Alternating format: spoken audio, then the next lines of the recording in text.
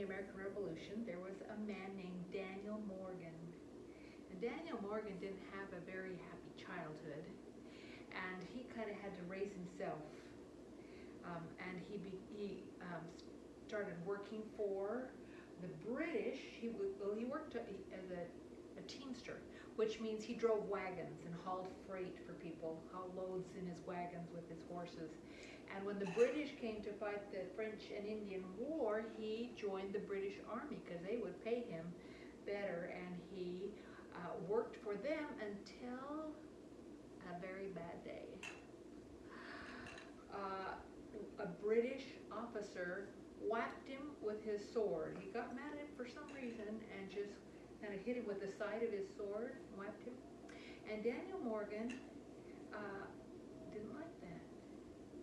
And so he beat the mung out of him. As a matter of fact, he just gave him a really good, strong punch with his big, strong arms and knocked the officer out cold. Well, in the British Army, that was an offense punishable by death. And so they took him and sentenced him to 500 lashes with a whip, a big whip. So each time that whip came, it would cut through your skin, and then as you kept going, it would cut into the muscles, and then into the tendons and the sinews. And by the time, most people didn't live beyond 100 or 150 lashes because they would lose so much blood and fluid, and it was just so painful, and it would shock their system. He got all of them, and he had those scars for the rest of his life. It took him a long time to heal. But I bet you just can imagine that he didn't like the British Army after that. As a matter of fact, he hated them. And so when the Americans decided they were going to fight the British, guess who joined up right away? Daniel Morgan. Now, he wasn't very well educated. He had had a lot of experience being an officer and being, knowing how to get his troops to do march and form lines and do all those things, maneuvers. He was just kind of a poor guy who was blessed with just this brilliant mind. And except that people didn't know how smart he was. Well, he was made a general, and he was in the South, fighting that British in Georgia and South Carolina and North Carolina. And there was one general in the British Army whose name was Bannister Tarleton, and they called him Bloody Ben because he just loved killing. And when he would capture any Americans, he would do the most brutal things to them. And he would, if they surrendered, fine, and then he would kill them, and he would torture them, kill them, and he would kill them in front of their families, make sure their families watched. He was just evil.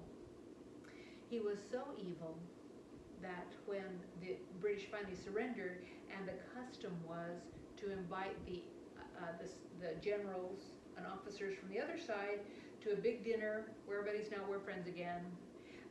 They said, you can all come, but not Bannister Tarleton. He is not invited. He will not be admitted, because he was so awful. Well, here came Bannister Tarleton in the South, fighting in the South, and he heard an interesting story. He heard that Daniel Morgan had his army, and it wasn't a big army, and they weren't too far away, just a couple of days' march. And here's something else, that he'd done a really dumb thing. There was a river that went around like this. It went around in a curve like this. And in the middle of this curve was a nice green hilly place and meadow, and and I guess that's why they called it cow pens. I guess because you could drive your cows in here, and the river ran all around, and so the cows were trapped. They couldn't run away. They couldn't get lost. So they had this little bit. You need this, don't you, to prop it up on. So he took his Daniel Morgan took his army in here, where there was a nice level field here, and they had a nice good meal. He said, eat all you want, and we're going to go to bed early tonight and get a lot of sleep, because he'd heard that Bannister Tarleton was coming after him, and he wanted his troops prepared. And he said, okay, here's what we're going to do. We're going to, we're going to line up like this. Here comes somebody. Did you invite somebody to join us? Oh, it looks like it's Marianne. He said, we're going to have, we're going to do this 3 ways. We're going to have our skirmishers. These are the skirmishers. And they go out front. And they kind of hide in the woods, behind the rocks and the trees. And when the British come, what they do is they start firing at them. They try to pick off the officers first. And then their fighting kind of gives the rest of the army a signal that here they are, the battle is starting. And next, he put the state militia. Now, I didn't have any yellow guys, but yellow is typically used as a sign of people who aren't very brave. And these were the state militia fighters. And the militias were just farmers and businessmen from around who brought their guns out, and they said, we'll fight for our state. But they hadn't been trained very well. And when the British came with their bayonets, and they marched, and they all marched in a straight line, and they would shoot and march and shoot and march and shoot and march, and when they got close, they would just start stabbing them. And these militia people weren't used to killing people or fighting people. They would shoot turkeys and squirrels and deer, but they weren't very well trained to fight against a real army coming after him. So he said, okay, I've got my skirmishers out here in the front, and now you militia guys, I know that it's a little scary, so can you do something for me?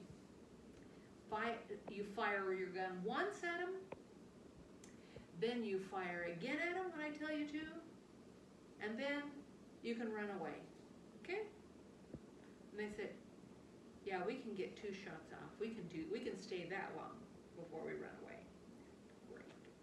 And then in his next line, he had his regular continental armies right here. These were the guys who'd been trained and knew how to fight and follow orders, and they knew when you hollered commands, they knew exactly what to do.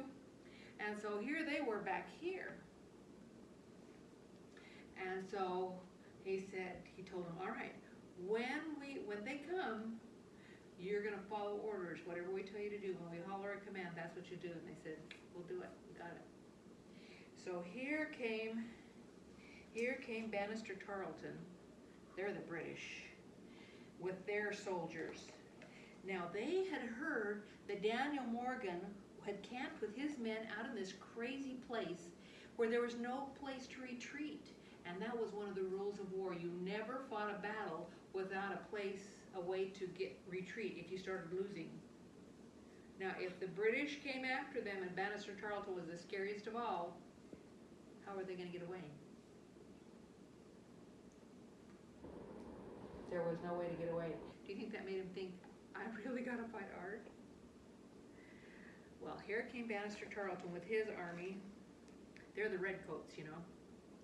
And here he was so excited that the American army in the South was captured and trapped in this meadow, in this grassy meadow, and there was no way to get away. And he said, okay, we're just going to march. We're going to march all night so we can catch them before they leave, because they're going to think, well, this is a dumb place to camp. You can't fight a battle here, and they'll get away from us. So he marched them all day, and he marched them all night, and he didn't let them stop and rest. He didn't even let them stop and eat, except they could pull, the dry biscuit out of their pack and chew on that. But they didn't get anything to eat, and they didn't get any rest. And he just drove a march, because he could not wait to get Daniel Morgan and the American army down south. So he was, and meanwhile Daniel Morgan says, okay, everybody knows the plan, now everybody just have a good meal, relax, and go to bed. And get a good night's sleep. Because I'm thinking, tomorrow there may be a battle. And so that's what he did.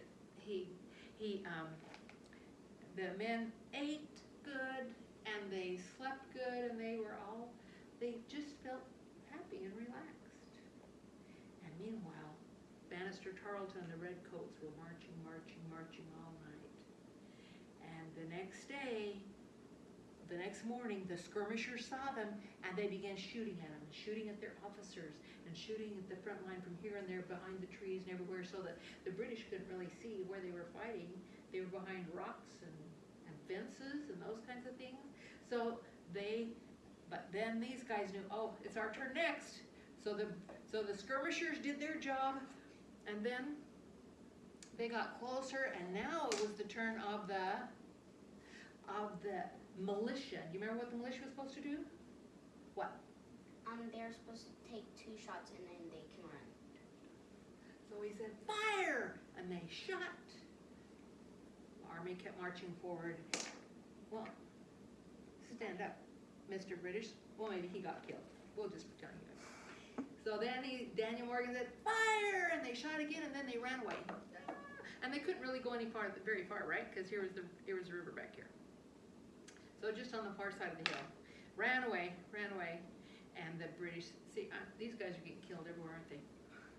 And so the British kept coming, and he said, okay, now it's our regulars. He's dead, just plain dead. He said, it's your turn. And so he told them to fire, and they fired a couple rounds, and he said, okay, retreat. So they did.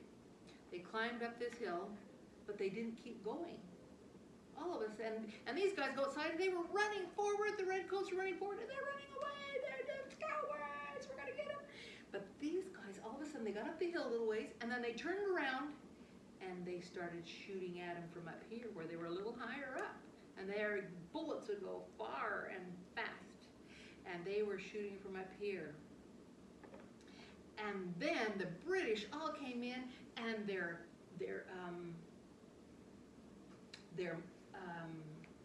cavalry came in, and at the very back was that brave General Tarleton, Bannister Tarleton, at the very back on his horse. And they came closer, and then, as they got closer and closer, and the Americans were up on the hills behind the rocks shooting at them, and all of a sudden, when they were all up here together, you know what?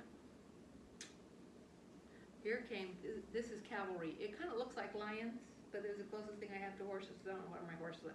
All of a sudden, the American cavalry came out like this.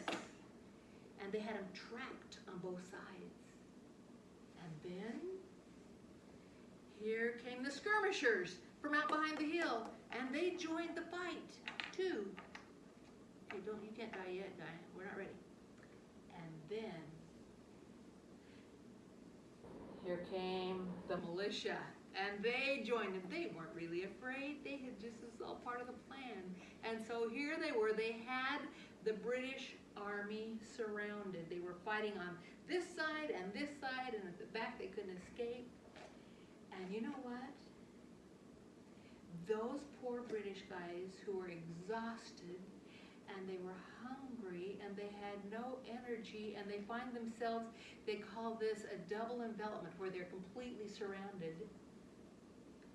And they were so terrified and realized that there was no hope for them, and they just fell down. They completely collapsed out of terror, where they couldn't even, their brain just shut down, and there they, except for Bannister Tarleton, who was at the very back, and he ran away. And they all surrendered. And the Americans said, oh good, we'll give them Tarleton's quarter. And so they went and started stabbing them with their bayonets. And Daniel Morgan said, nope, we're not doing that. Stop. But they captured them all. They captured the whole army, Bannister Tarleton's army, and he ran away. But this crazy plan that was, they said, is the worst plan ever to fight where you couldn't escape, and to have people like this who didn't even know how to fight, and it was a total success. And now military historians look back and say this was the most brilliantly planned and executed battle in the history of warfare. Battles. It was old Dan Morgan who he got beat up once by a British soldier and whipped, and he put his anger to a very good use. And he fought in so many battles, and he was one of my heroes because I love the story of this battle and how he could picture how it could all work and make a look like something that was a total disaster, turn it into the most magnificent success of the American Revolution. We had lost a lot of battles and just won a few. We'll talk about some of those, and this was one of the biggest ones. And I love Daniel Morgan, and sometimes when we think, oh boy, we're in a bad position, if we're a little bit creative, we can figure out a new plan of attack and a way to get out of, to rescue ourselves and get out of it. So that's the Battle of Cowpens in South Carolina. I think it's South Carolina. Could be North Carolina. It doesn't matter because they change their boundaries quite often. So what would have been South Carolina one day might have been North Carolina next. All right. You like that story? Mm-hmm. Good.